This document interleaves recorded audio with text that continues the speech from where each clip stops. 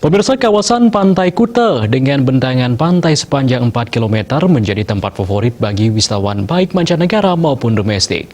Namun demikian, banyaknya jumlah pedagang di Pantai Kuta menyebabkan sering terjadi persaingan di antar mereka. Bahkan ada sejumlah pedagang berebut pembeli.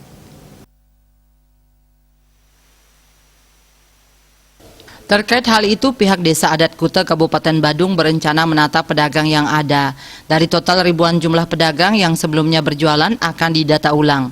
Menurut Bendesa Adat Kuta Wayan Wasiste, pedagang yang tercatat saat ini ada sebanyak 1.168 pedagang.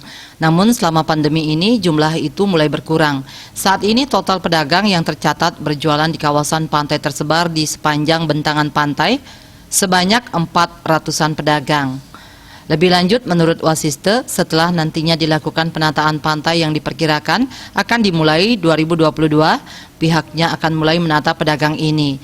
Jumlah pedagang yang sebelumnya 1000-an lebih akan diatur kembali dan maksimum akan ada 600-700-an pedagang.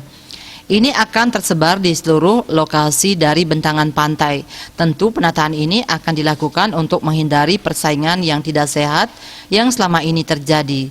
Karena sebelumnya terkadang satu orang wisatawan yang berkunjung direbut banyak pedagang. Ini tentu kurang baik, apalagi sampai hal itu disebar di media sosial.